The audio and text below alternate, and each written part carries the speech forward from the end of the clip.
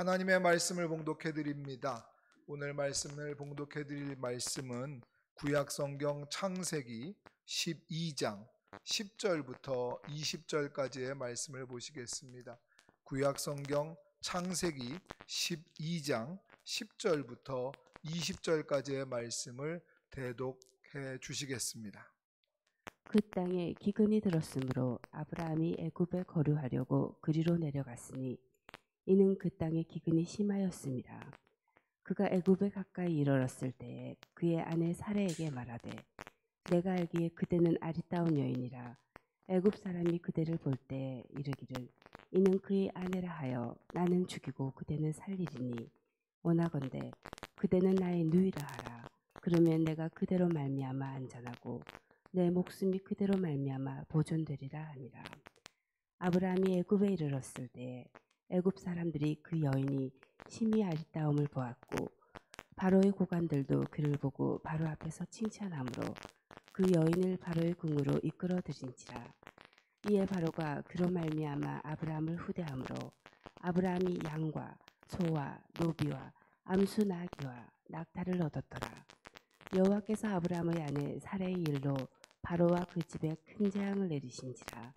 바로가 아브라함을 불러 이르되 내가 어찌하여 나에게 이렇게 행하였느냐? 내가 어찌하여 그를 내 아내라고 내게 말하지 아니하였느냐? 내가 어찌 그를 누이라 하여 내가 그를 데려다가 아내를 삼게 하였느냐?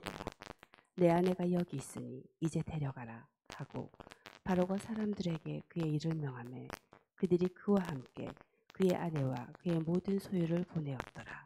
아멘.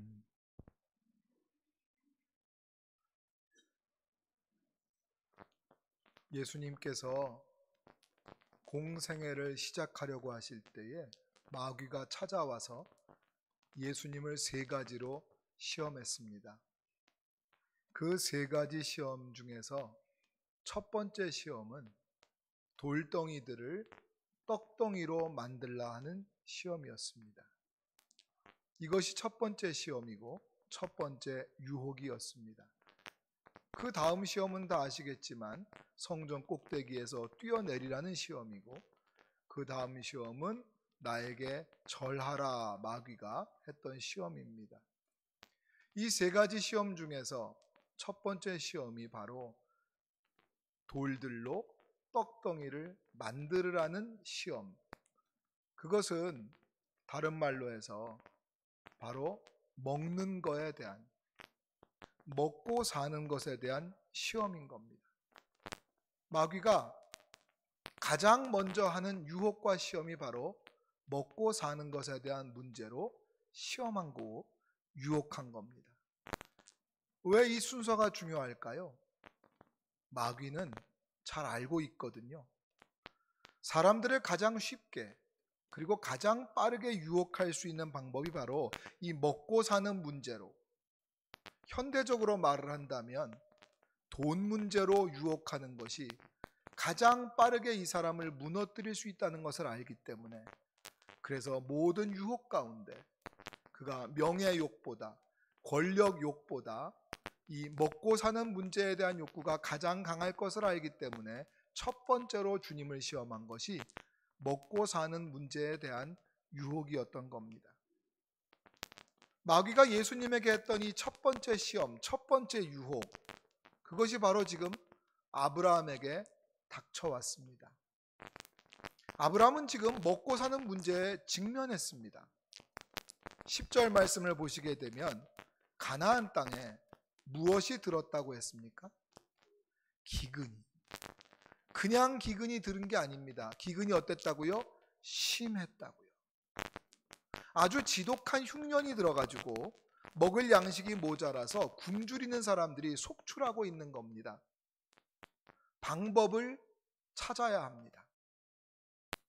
아브라함도 이 굶주림으로부터, 이 기근으로부터 벗어나야 됩니다. 먹을 것을 찾아야 됩니다. 가장 쉬운 방법이 있다면 애굽으로 내려가는 겁니다. 우리가 애굽이라고 부르고 있는 이 이집트는 항상 나일강이 있습니다. 그 나일강은 수시로 범람하는 강입니다. 그 나일강이 늘 범람을 해서 홍수 피해 때문에 힘들기도 하지만 그 나일강이 범람하는 것 덕분에 그 토지가 항상 비옥하고 거기에는 풍년이 늘 들어 있습니다. 그것은 소문을 들어 알고 있습니다. 애굽에 내려가면 먹을 것이 풍부하다. 거기는 흉년이 없다는 소식을 들었습니다. 가장 쉬운 방법은 애굽으로 내려가는 거라는 것을 아브라함이 알고 있습니다.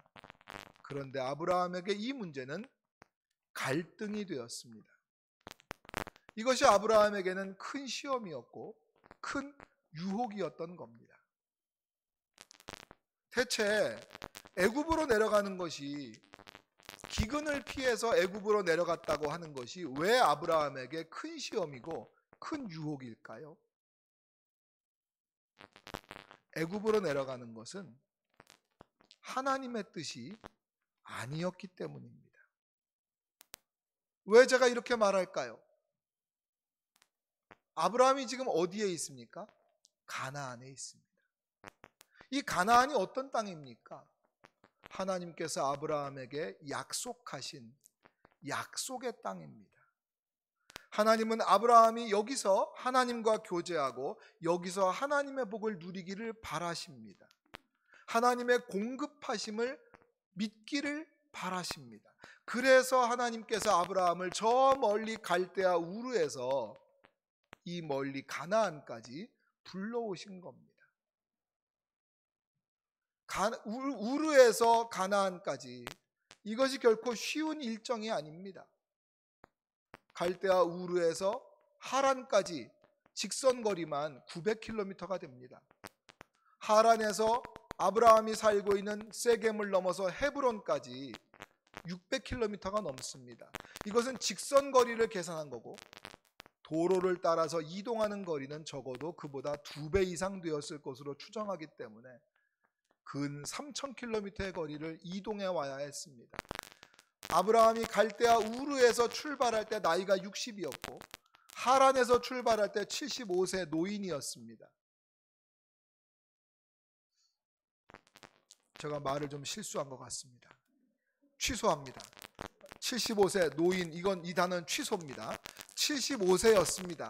그 어린 나이는 아닙니다. 그렇죠? 근데 그 나이에 그 먼 길을 오는 겁니다. 그래서 여기까지 왔습니다. 간신히. 뭘 믿고요? 하나님의 약속 하나 믿고 왔거든요. 하나님이 부르셔서 그 부르심 하나 믿고 여기까지 왔거든요.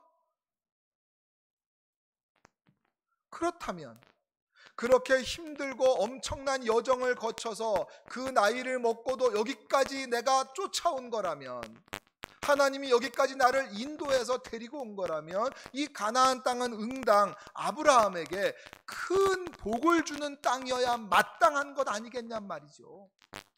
그걸 기대하고 오지 않았겠습니까? 아브라함은 젖과 꿀이 흐르는 땅이어야 했습니다. 그런데 기근이라니, 이게 웬 말입니까? 괜히 떠나왔다는 생각이 들지 않겠습니까? 아브라함이 갈대아 우르에서 떠날 때에 먹고 사는 게 힘들어서 떠난 게 아닙니다. 더 잘 먹고 더 잘 살자고 떠난 것도 아닙니다. 아브라함은 갈대아 우르에서 충분히 부유했고 충분히 잘 먹고 잘 살고 있었습니다. 친척들도 있었고 친구들도 있었고 거기를 떠나는 하등의 이유가 없는 사람입니다. 처음에 아브라함이 가나안으로 가자 하나님이 명하셨다라고 말할 때 그 나머지 식구들이 뭐라고 했겠습니까? 아유, 하나님이 가라고 하셨으니까 가야지요 하고 아멘 하고 따라왔겠습니까? 아닐 겁니다. 반대했을 겁니다. 대체 왜요? 이 나이에 이 고향을 왜 떠납니까?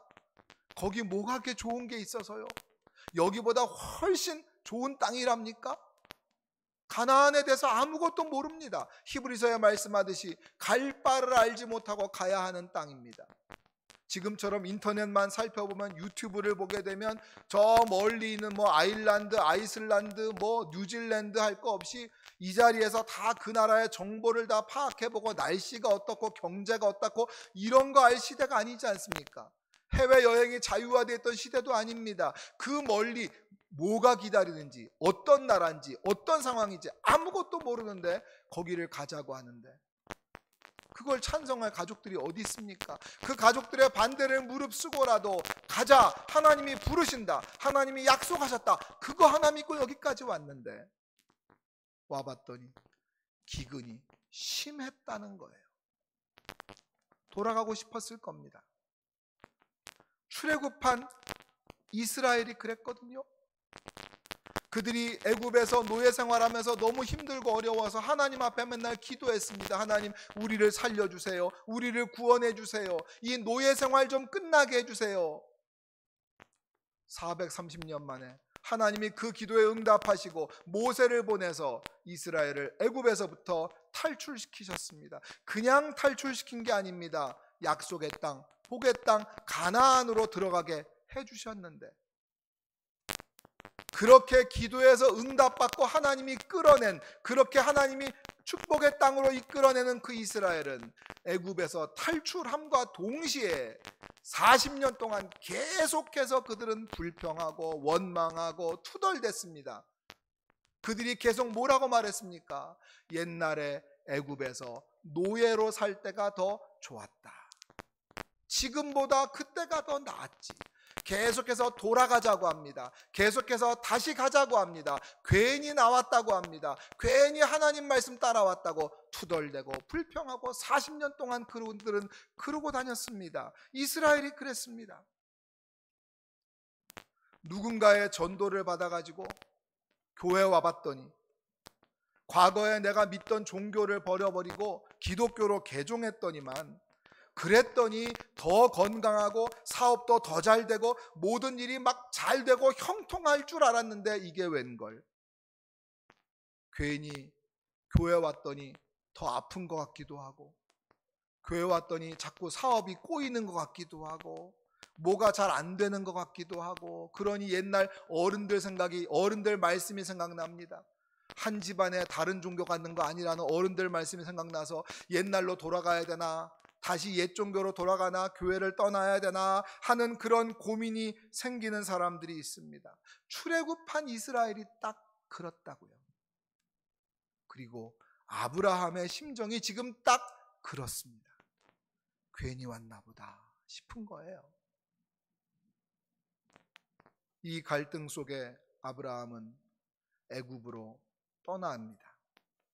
그런데 애굽으로 떠나는 이 과정을 설명하고 있는 성경 말씀을 보면 10절 말미에 가나안의 기근이 심했다는 말이 나오고, 그리고 11절 서두에 아브라함이 애굽에 가까이 이르렀다. 벌써 애굽에 가까이 갔어요.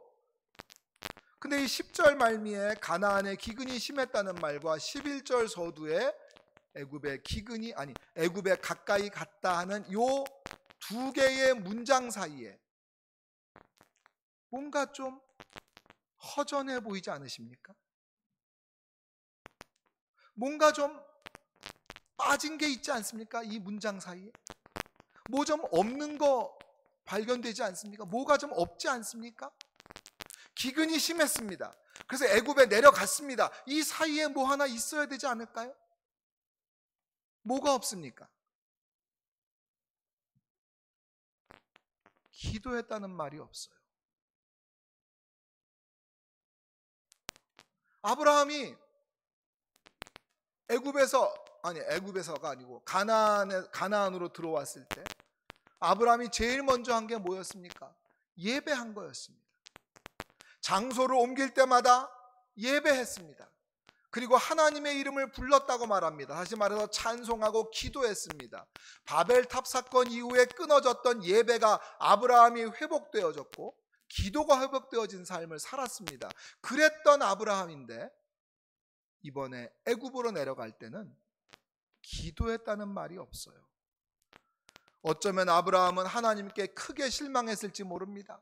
이게 뭡니까? 기껏 기독교 예수 믿었더니 이게 뭡니까? 하고 하나님을 원망했을지도 모릅니다. 기껏 말씀 따라 여기까지 왔더니 기근을 만났다니 실망했을 수도 있습니다.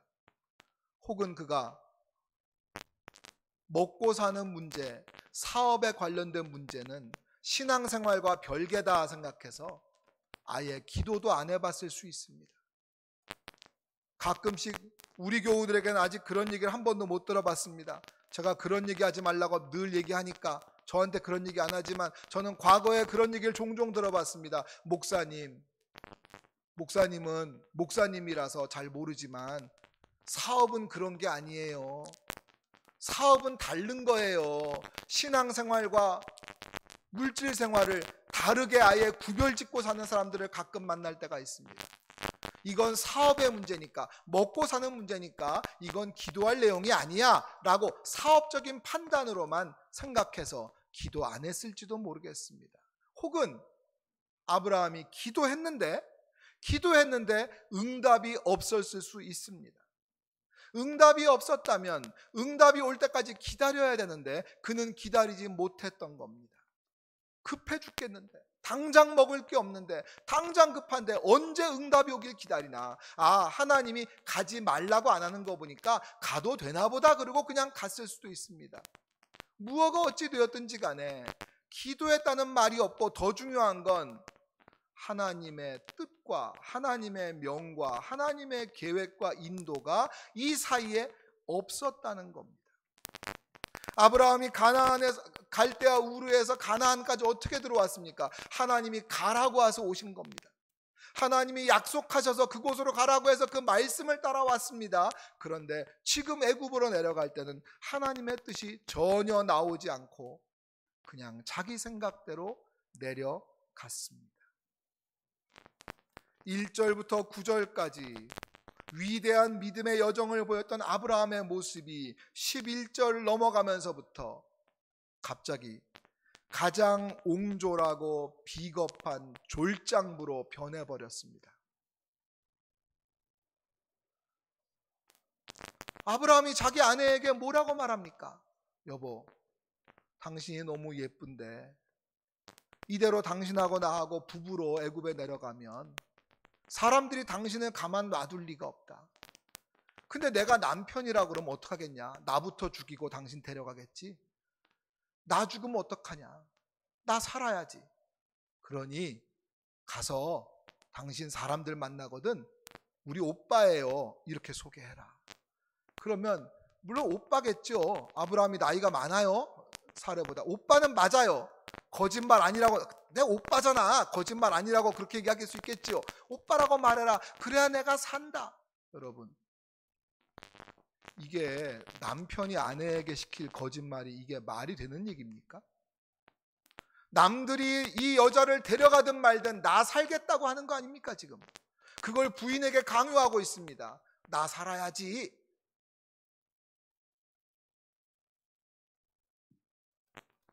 여러분의 남편은 이런 남편이 아니기를 바라고, 여기 여러분 아멘 하시면 곤란합니다. 여러분 여기 계신 남편 여러분, 이런 남편 되지 맙시다. 근데 이 모습이 너무 실망스러운데 말이죠. 아니 아브라함은 이런 사람이 아니었잖아요.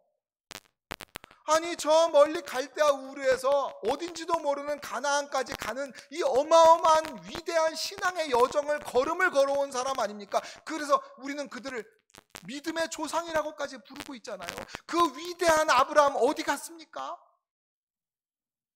아브라함이 믿음의 사람으로 살 수 있었던 건 하나님의 은혜 때문이었던 줄 믿습니다. 하나님의 은혜가 사라지자 아브라함은 아무것도 아닌 거예요. 하나님의 은혜에 붙잡혀 있을 때 아브라함은 위대한 믿음의 용사였습니다. 하나님의 은혜의 껍질이, 하나님의 은혜의 보호막이 사라지자 그가 하나님의 은혜 밖으로 뛰어나오고 하나님의 손을 거부하고 하나님의 은혜를 뿌리치자 그는 아무것도 아니 평범하지도 못한 졸장부의 비겁한 거짓말쟁이가 돼버린 겁니다. 이게 아브라함의 본 모습입니다. 우리도 마찬가지입니다. 하나님의 은혜에 붙잡혀 있을 때 내가 목사를 하고 내가 그 은혜에 붙잡혀 있을 때 내가 그리스도인답게 사는 거지, 그 은혜의 손에서 벗어나고 그 은혜의 보호막이 내게 사라지고 나면 나는 아무것도 아닌 사람으로 죄인답게 살아가는 겁니다. 이게 아브라함의 본 모습이에요.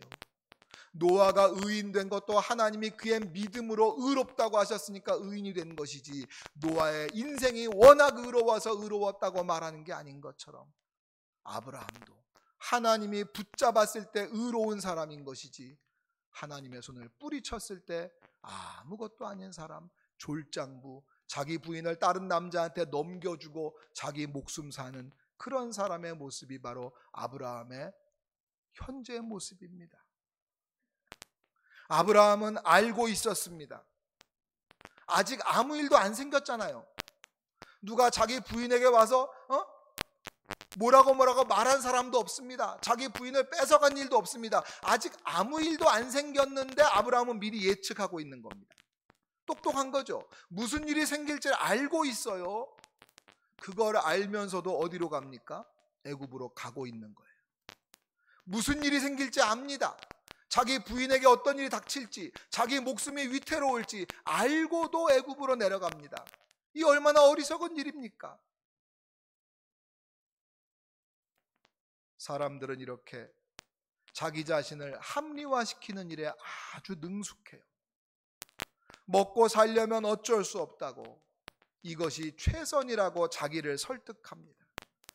아내를 빼앗기더라도 최선까지는 아니지만 적어도 차선책은 된다면서 자기를 설득하고 자기의 선택과 자기의 생각을 합리화합니다. 살기 위해서, 먹고 살기 위해서 어쩔 수 없는 일이 정말 맞을까요? 우리는 지금 하나님에게서 멀어진 사람의 모습이 어떤지를 생생하게 보고 있는 겁니다. 기도하지 않고 자기 마음대로 결정한 사람의 결과를 우리가 지금 잘 보고 있는 겁니다. 하나님의 부르심이 없이 하나님이 머물라고 하신 그곳을 떠나서 자기 마음대로 하나님의 약속의 땅을 벗어난 그 사람의 모습이 얼마나 초라하고 못났는지 지금 우리가 보고 있는 겁니다. 결국 애굽의 왕 바로가 아브라함이 예측했던 대로 자기 아내 사레를 첩으로 데려갑니다. 그리고 그 보상으로 양과 노비와 암수 나귀와 낙타를 선물로 주었습니다. 여러분, 자기 아내가 왕궁으로 끌려가고 왕한테 아유 예쁜 동생 줘서 고맙다 하고 오빠에게 그 보상금으로 나귀와 양과 짐승 몇 마리 줘서 그거 끌고 자기 집에 돌아온 아브라함, 그날 밤에 자기 장막에 돌아와 침대에 누웠을 때 아브라함은 어떤 마음이었을까요? 아우, 살았다. 역시 나는 머리가 좋았어. 내가 이럴 줄 알았어. 아유, 잘 됐지 뭐. 우리 집 사람도 뭐 왕에게 첩으로 들어갔는데 잘 먹고 잘 살겠지. 거기 가도 행복하겠지 뭐. 이러면서 편안하게 대자로 뻗어서 잠들 수 있었을까요, 아브라함이? 다 알았잖아요. 이럴 줄 알면서도 왜 이런 결정을 내리고, 이럴 줄 알면서도 왜 약속의 땅을 떠나고, 이럴 줄 알면서 왜 하나님의 뜻을 따르지 않는 겁니까? 왜 기도하지 않는 겁니까? 기도라는 특권이 우리에게 주어졌는데, 하나님이 주신 우리 그 놀라운 권리가 우리에게 능력이 주어졌는데 왜 그 특권과 능력을 사용하지 않으면서 하나님의 자녀 아닌 것처럼 살아가십니까? 아브라함이 시험에 든 것은, 유혹에 빠진 것은 기도하지 않았기 때문입니다. 왜요? 그가 하나님의 약속을 굳게 붙잡을 수 있는 그 힘, 능력 어디서 나옵니까? 기도하는 데서 나오는 겁니다. 그가 기도함으로 하나님이 능력 주시고 힘을 주시고 성령의 도우심이 공급되어질 때 그가 그 힘으로 하나님의 은혜를 힘입어서 서 있어야 되는데 기도하는 자리를 떠났잖아요. 여러분, 이제 번잡한 휴가가 다 끝나고 번잡한 여름 행사가 다 끝났어요. 휴가 다 다녀오셨죠? 휴가 끝났으니까 돌아와야죠. 회사는 잘 출근하고 계시는데 어째 우리 교회 새벽 기도에 이렇게 안 나오시는 겁니까? 어째 여러분 금요일날 심야 기도에, 금요일날 성령 기도에 왜 수요 예배 이렇게 이 여름을 맞이해서 갑자기 안 나오는 겁니까? 휴가 끝났잖아요. 이제 돌아오셔야지요. 휴가 끝났으니까 복귀해야지. 언제까지 영혼의 휴가를 계속 떠나 있을 것입니까, 여러분? 전 항상 이 조크를 던질 때다 조심스럽습니다. 좋은 말로 할 때 새벽 기도에 나오셔서 기도하셔야죠. 아브라함의 이 꼴을 보면서도 우리가 기도 안 하고 살 수 있다고 무슨 자신감으로 그러고 계시는 겁니까 대체? 이제 전도 출정 예배도 하고 이제 새생명 축제를 눈앞에 두고 몇 달 후에 달려가는데 기도 안 하고 누구를 어떻게 전도해 올 겁니까 대체 우리가? 아브라함이 시험에 들고 유혹에 넘어간 또 다른 중요한 이유는, 진짜 중요한 이유는 아브라함이 하나님의 약속을 끝까지 신뢰하지 못했기 때문이에요. 아브라함이 하나님한테 무슨 약속을 했습니까? 하나님이 아브라함에게 무슨 약속을 했습니까? 2절과 3절 말씀을 한번 같이 읽어보겠습니다. 시작. 내가 너로 큰 민족을 이루고 내게 복을 주어 내 이름을 창대하게 하리니 너는 복이 될지라. 너를 축복하는 자에게는 내가 복을 내리고 너를 저주하는 자에게는 내가 저주하리니 땅의 모든 족속이 너로 말미암아 복을 얻을 것이라 하신지라. 아멘.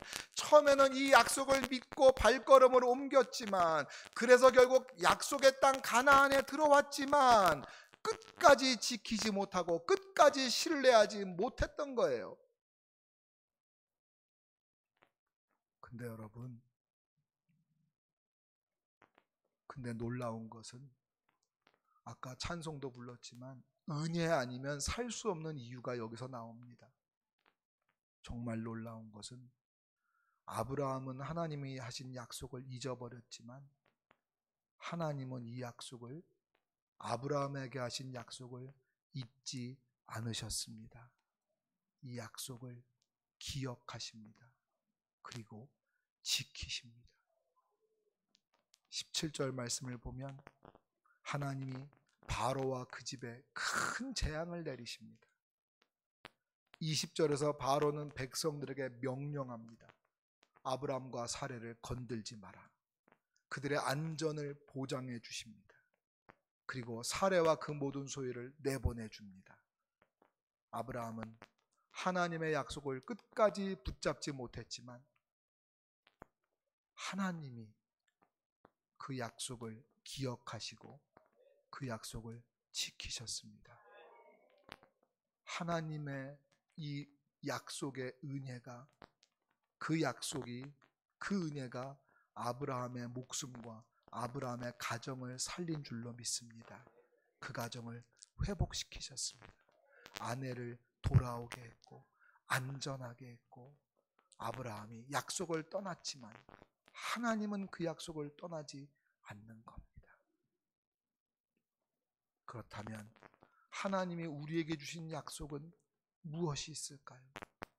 아브라함에게는 2절 3절의 약속이 있었지만 우리에게는 어떤 약속을 하셨습니까? 요한복음 1장 12절 말씀을 같이 읽겠습니다. 영접하는 자, 곧 그 이름을 믿는 자들에게는 하나님의 자녀가 되는 권세를 주셨으니. 아멘. 믿는 자들에게는 하나님의 자녀가 되는다는 약속을 하셨고 그 자녀가 누릴 권세를 주셨다고 약속하셨습니다. 이것은 하나님의 약속입니다. 그러면 자녀로서 권세를 누린다고 했는데 어떤 권세를 누린다고 약속하셨습니까? 요한일서 4장 4절에 이렇게 약속하십니다. 같이 읽습니다. 자녀들아, 너희는 하나님께 속하였고 또 그들을 이기었나니 이는 너희 안에 계신 이가 세상에 있는 자보다 크심이라. 아멘. 우리 아버지가 세상보다 크시고 세상의 그 어떤 권력자보다 크시기 때문에 그 하나님의 자녀인 우리들은 세상을 이긴다고, 아니 이미 이겼다고 약속하셨습니다. 이것이 자녀들에게 주신 하나님의 약속입니다. 우리는 이미 이긴 자들인 줄로 믿습니다. 겁먹지 마십시오. 담대하십시오. 도망가지 마세요. 그리고 무엇보다 중요한 약속은 이기는 것 중에 가장 크게 무엇을 이길 것이냐? 죽음을 이길 거라고 말씀하셨는데, 가장 중요한 약속, 요한일서 2장 25절도 같이 읽겠습니다. 시작. 그가 우리에게 약속하신 것은 이것이니 곧 영원한 생명이라. 아멘. 마귀는 항상 우리를 유혹합니다. 여러 가지 유혹 중에 먹고 사는 문제를 제일 먼저 탁 들이밀면서 우리를 넘어뜨리려 합니다. 하나님의 약속을 떠나라고 말합니다. 하나님이 지켜줄 수 없다고 말합니다. 하나님이 보호하지 않을 거라고 말합니다. 우리를 속이고 있습니다. 넌 믿음이 없잖아. 너는 교회도 잘 안 나가면서, 너는 기도도 안 하면서, 너는 직분도 없으면서 하나님께 네가 뭘 기대하겠어? 하나님은 너를 사랑하지 않아. 하나님은 너를 돌보지 않아. 하나님은 너에게 관심이 별로 없어. 그건 믿음 좋은 사람들 이야기야. 기도 맨날 하는 사람들 이야기야. 너 성경 일독이라도 해봤어? 너에게 관심 없어. 마귀는 계속 우리를 속입니다. 하나님의 약속을 떠나라고 유혹합니다. 그럴 때마다 우리는 야고보서 1장 12절 말씀을 기억하면서 그 유혹을 이길 수가 있습니다. 같이 읽겠습니다. 시험을 참는 자는 복이 있나니 이는 시련을 견디어낸 자가 주께서 자기를 사랑하는 자들에게 약속하신 생명의 면류관을 얻을 것이기 때문이라. 아멘. 아브라함은 하나님과의 약속을 끝까지 신뢰하지 못했지만 하나님은 아브라함과 하신 그 약속을 기억하셨고 또 끝까지 지켜내셨습니다. 하나님이 우리에게 하신 약속, 그게 뭐라고요? 믿는 자는 하나님의 자녀가 되는 권세를 주신다는 약속. 그래서 하나님의 자녀가 된 자들에게는 세상을 이기게 하시겠다는 약속, 이미 이겼다는 약속, 무엇보다 가장 큰 것은 죽음을 이겼고 영생을 주셨다는 약속이 우리에게 살아있는 약속인 줄로 믿습니다. 하나님은 이 약속들을 지키십니다. 하나님은 이 약속들을 결코 잊지 않으십니다. 그러므로 우리도 하나님의 약속에서 흔들리지 말고 그 약속 굳게 믿고 서 있으시기를 바랍니다. 유혹이 왔을 때 잘 이기고 이겨내고 견뎌내고 인내하시기를 바랍니다. 그런 자에게 생명의 면류관을 주신다고 약속하셨습니다. 하나님의 약속은 변함이 없습니다. 영원한 약속입니다. 우리에게 주신 하나님의 약속에서 벗어나지 않는 든든한 믿음의 반석 위에, 약속의 반석 위에 서 있을 수 있는 언약 백성들 되시기를 주의 이름으로 축원해 드립니다. 아멘. 우리 이 시간 잠시 하나님께 기도합니다. 여러분 들은 말씀 기억하면서 하나님께 기도하겠습니다. 하나님, 기도의 자리에 서겠습니다. 기도하지 않고 절대 함부로 살지 않겠습니다. 하나님의 약속을 절대로 잊어버리지 않겠습니다. 약속을 놓치지 않겠습니다. 하나님 약속의 땅을 떠나지 않겠습니다. 우리에게 기도할 수 있는 힘과 은혜와 능력을 더하여 주시고 하나님 그 기도를 통하여 날마다 성령님의 도우심과 새 힘을 공급하여 주시옵소서. 잠시 말씀을 기억하며 하나님 앞에 결단하며 기도하겠습니다. 기도하십니다. 하나님 아버지, 사랑과 은혜와 정말 감사합니다. 들은 말씀 기억하면서 나아갑니다. 그렇게 살게 하여 주시옵소서. 그렇게 살게 하여 주시옵소서. 그런 삶을 살게 하여 주시옵소서. 그런 믿음을 주시옵소서. 기도하는 우리가 되게 하여 주시옵소서. 능력의 우리가 되게 하여 주시옵소서. 능력의 역사가 나타나게 하여 주시옵소서. 기도하는 우리가 되게 하여 주시옵소서. 역사를 아버지 잊지 않게 하여 주시옵소서. 하나님의 역사와 하나님의 능력 가운데 세움받게 하여 주시옵소서. 주여, 주님이 약속을서 벗어나지 않게 하시옵소서. 주님의 약속은 내 삶에 반드시 이루어질 것을 믿게 하시고 흔들리지 않는 믿음 주시옵소서. 예수님께 기도하오니 기도하는 자리에서 벗어나지 않게 하시고 이기게 하여 주시옵소서. 하나님, 믿는 자들에게는 하나님의 자녀가 되는 권세를 주셨고 그 권세는 이기는 권세이며 그 권세는 기도할 수 있는 특권이며 그것을 통하여 죽음을 이기고 영생을 약속하신 줄로 믿습니다. 그 하나님 자녀로서의 권세와 특권을 누리고 살게 하여 주시옵소서. 그것을 포기하지 않고 기도의 자리에 서게 하시고 날마다 하나님 주시는 은혜와 능력을 힘입어서 하나님의 약속을 굳게 붙잡고 살고 하나님의 그 약속을 날마다 우리 삶에 누리고 살게 하여 주시옵소서. 우리에게 언약의 주님 되시는 예수 그리스도의 이름으로 기도드립니다.